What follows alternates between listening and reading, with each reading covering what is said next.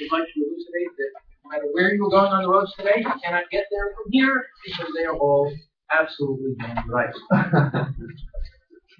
What is involved in mastery of anything? Mastery of any subject or concept? Well, it's a couple of things. You need good coaches and mentors. Helps to be surrounded by a team of people who are committed to your success. It helps to practice.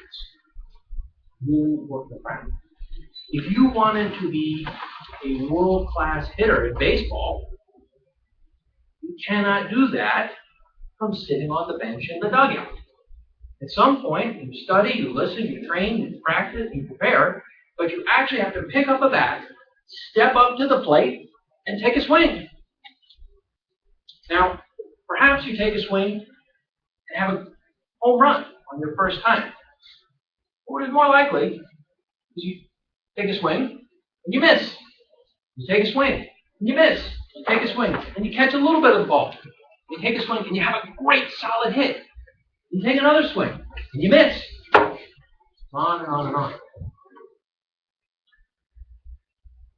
In baseball, that's called batting practice. When it comes to leadership training, that's called tech masters. We are here every week, surrounded by people, a group of people committed to our success, to help us learning how to be better leaders. If you think about the analogy a little bit, the same way you have to stand up at the plate, take a swing, and miss, the tech masters, you have to stand up and take on a role. Where are the leadership opportunities here? Well, there are quite a few. It's called the weekly schedule. It's called the weekly schedule. Every week, we have 13 rotating roles. We have a full schedule. People come in, and in each of those roles, you are a leader in your role. I remember back when we started out as a brand new club. We just chartered. Mike was our very first president. He stepped up. He's the only guy in the club that had had any Toastmaster experience at the time. And he was the president. He would come up here and he was often the president of Toastmaster. And he was so smooth and things just looked so easy. He's running the meetings and they were great. They were full of energy. They were lively. They moved along. They started on time. They finished on time. Fantastic. Except one of those mornings, Mike turned to me as I was the vice president of education and said, guess what? I'm not going to be here next week. You have to run the meeting. I'm like, ruh-roh, not good. I have to run the meeting? Yeah, you have to run the meeting. Okay. So after I got over a mild panic attack, I've been studying Mike and watching how he does his meetings. I've studied out on the Toastmaster website what it means to be the president, to run the business part of the meeting and get things started. So the following week, I came up here and I stood up here and stared out at the group. And I would love to say that on that first tryout, I stood up, took a swing, and had a home run. But I'd be lying. That's not what happened. I took a swing and barely caught a little tiny piece of the ball. And it was horrible. In hindsight, it was absolutely horrible. But it didn't matter because I stumbled through it to the best of my ability at that time and got through it. Well, everybody was sitting there. We were very young club at the time, and everybody's up there saying, I don't care how bad you are, I'm just glad it's not me up there. We got through it. And the important thing is, I learned.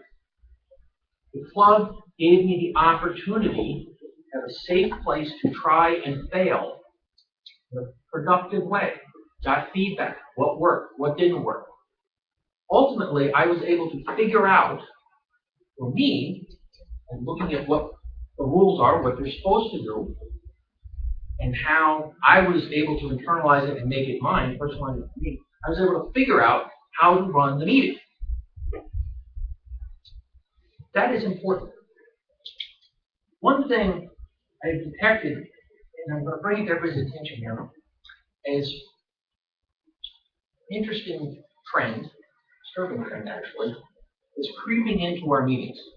I've noticed this over the last couple of years, a year, a few months, and I'm seeing an increase of it. And I just want to call everybody's attention to this. And I am absolutely guilty of it. I have done this myself. It's not good. Somebody's up here with a role. Might be the Toastmaster. Might be the general evaluator. It might be the grammarian. You know, we'll go through, we'll give out the word picture of the day. It's one of the roles, or one of the functions of the role of grammarian. So sometimes we'll get to the end of the meeting, and the grammarian will do their thing and give their report, and they neglect to give the word picture award. Or they'll say something like, you know, I didn't really hear anything today that was a really clear word picture. So I'm not going to give the award. So they've decided to not give the award. And I've been guilty of this. Sometimes say, hey, what about so-and-so who gave that image? Well, you know, that was a really clear word picture. And so, unsolicited from the grammarian didn't ask for my opinion. They didn't ask for help. They said, I'm kind of chiming in from the peanut gallery. That's actually not good. It's actually not good. And I'll tell you why it's not good. The grammarian, or any leader up here, needs the freedom to do the role their way. They need an opportunity to stand up, swing, and maybe hit, maybe miss, maybe catch a piece of it. Maybe they're trying something different, and they do not need us from the audience chiming in unsolicited advice. It's actually not helpful. And I was doing that out of a desire to help people and to help them do all the facets of the role. So it's not from bad intention that you're trying to derail somebody. You're trying to help them.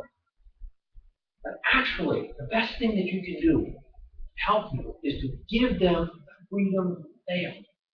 Give them a safe place to land.